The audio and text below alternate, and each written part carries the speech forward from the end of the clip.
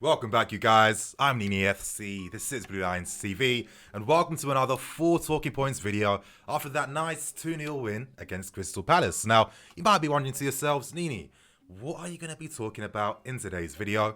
Don't you worry, you guys. I'm going to be speaking about N'Golo, Kante and Kova, and whether these two players are our best midfield options. Now, it's going to be a controversial point.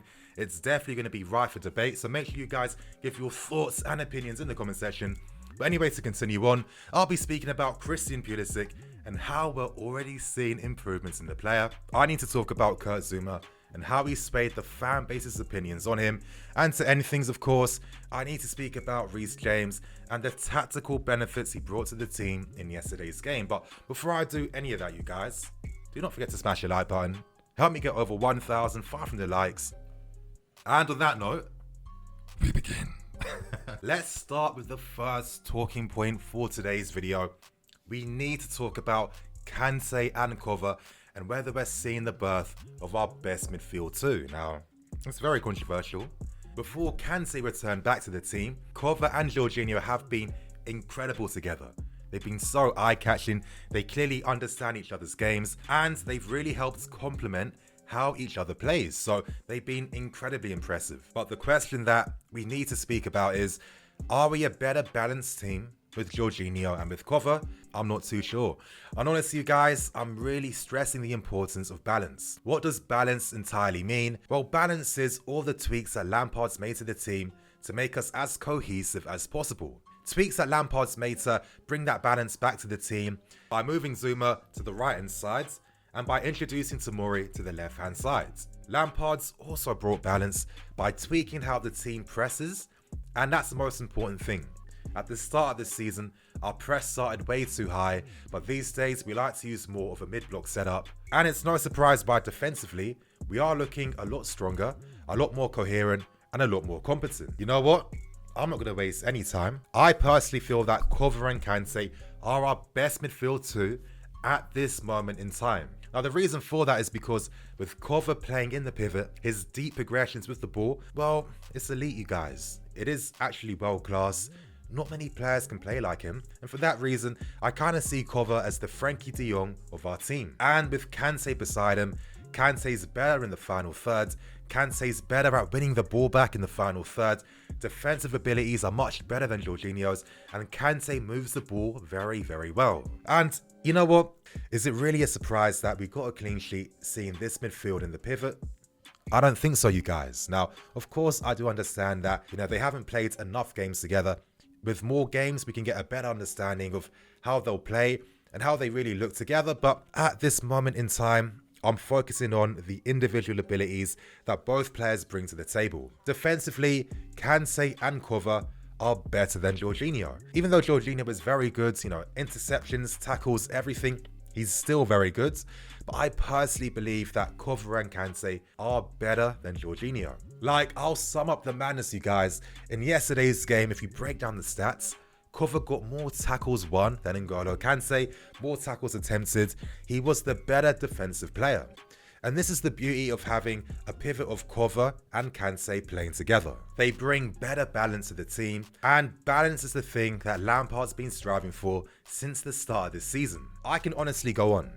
Kova's ability to be so press resistant to help us play out from deep. We saw it in the Palace game. How many times was he running with the ball in our own half into the final third, setting up plays and finding the players between the lines? Look at the slide tackles he put in yesterday's game. The interceptions, the tackles won. If you've got Kante playing beside him, Kante in a more advanced role that has those defensive abilities to help us win the ball in the final third, as well as having that goal threat that Jorginho doesn't really have. This is what I mean by a better team balance. Now, of course, does this mean that it would be the end for Jorginho? Of course not. You guys, we're Chelsea fans. We've seen the good days. The good days that had Ballack, Essien, Lampard, Makelele, all these guys, even Mikel, all of these guys were part of our midfield for a few seasons at a time. They still all got consistent game time.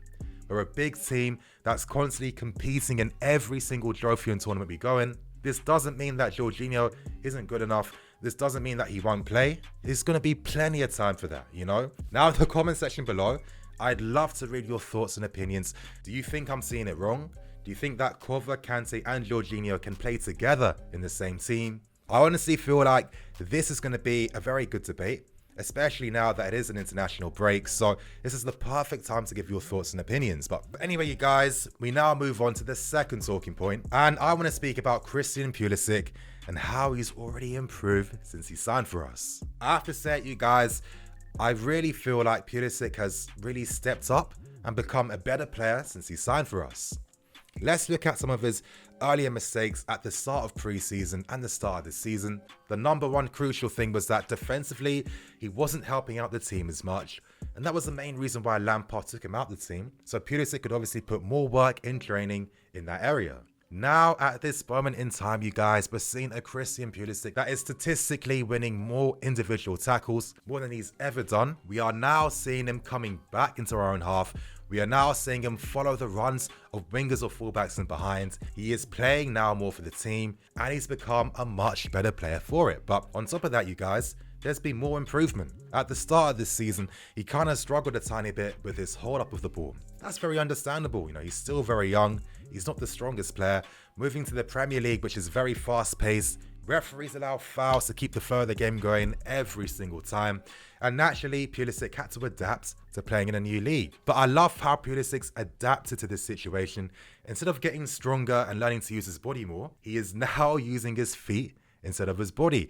And this is why in yesterday's game, he was looking so sexy on the ball. It was ridiculous. And that's because he is adapting to the demands of the Premier League. But out of everything, the number one area in which he's really improved on has been taking responsibility for the team. When he first came, maybe because he wasn't feeling as confident, he was looking to square passes more and play people in instead of taking shots for himself. But it seems like since Lampard has taken him out the team and given Pulisic a reason to fight for his place again, it seems to have raised his confidence levels even more. And this is why we're seeing performances like we did against Crystal Palace and literally every game this past month. And right now, Pulisic has 10 goal-scoring contributions in 13 games.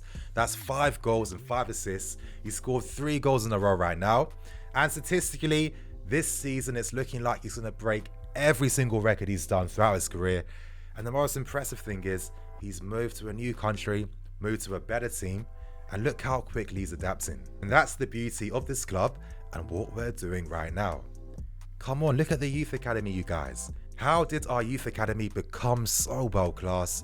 It's not only because we sign great players, it's because we have world class coaches at this club, and it's quite obvious that they help all the players improve. I'll give a brief example. Look at Ruben, for example. Ruben said that when Eddie Newton told him to use his body more when he's running with the ball, that's how he became even better. Because before, he wasn't using his strength, but now he's incorporating his strength into his game. It's made him a better player. We have the coaches at this club that work with players, that look to help them reach another level, look to improve.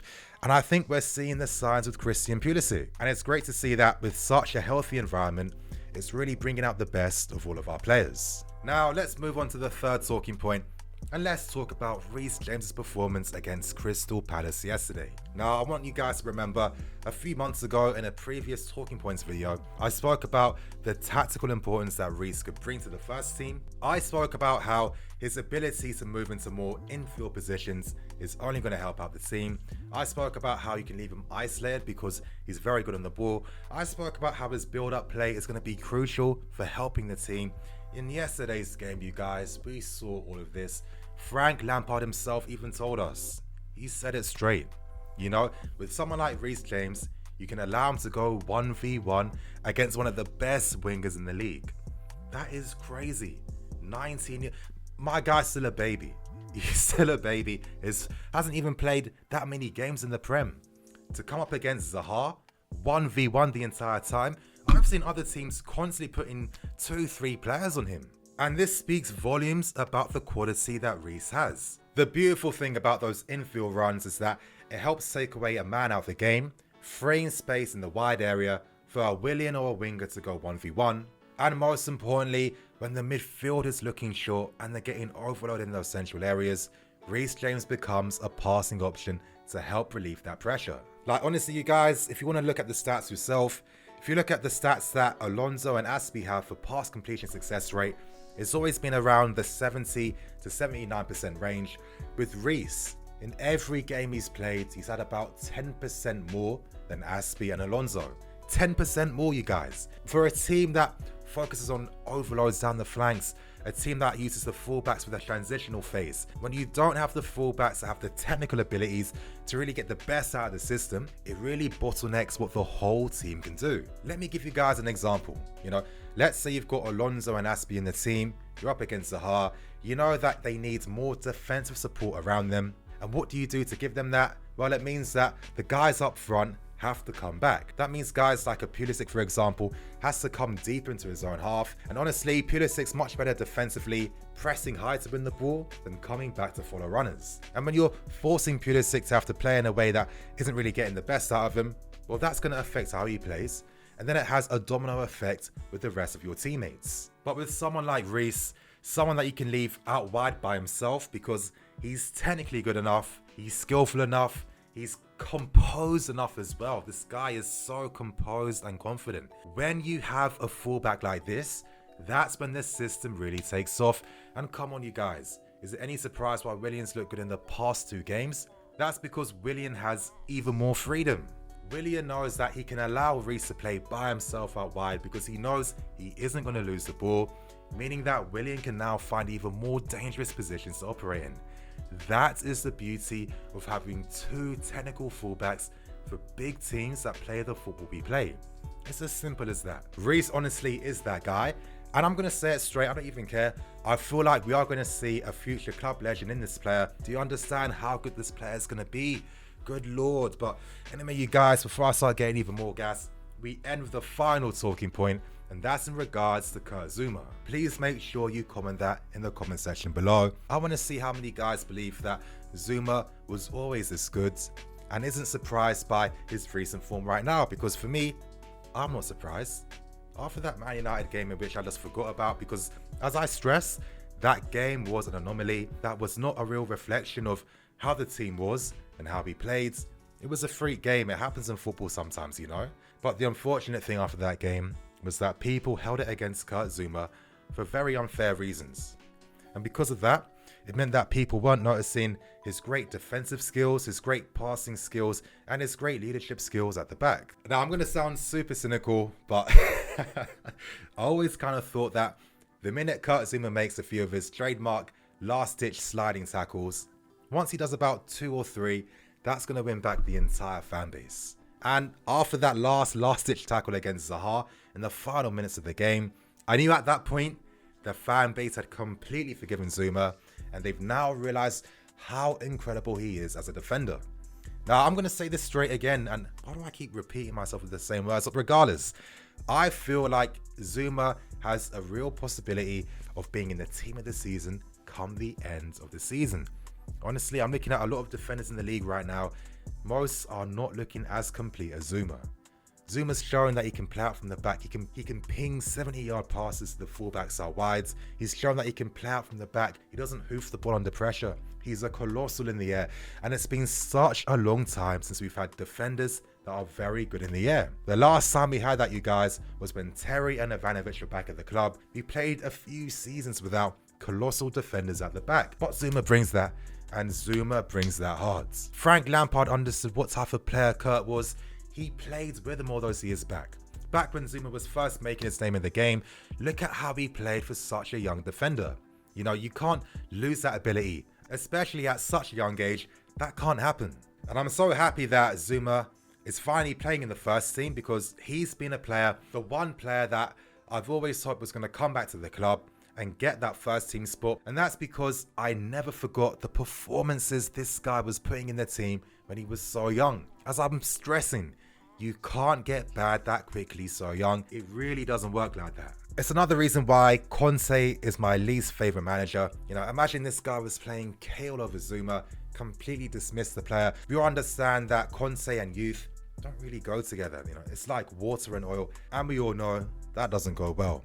And come on, that's because he played for Stoke and Everton. And if you're a fan of this club, if you're a player that's moved down to a lower level compared to us, then of course, you're going to hold that against the player and you might tell yourself maybe he isn't as good. But I think that's where the initial damage was done.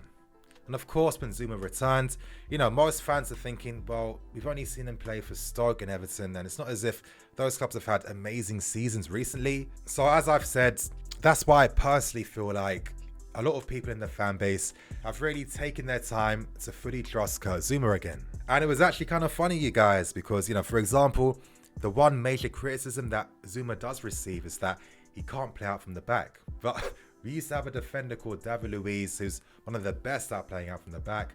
And his major critique was that he couldn't defend.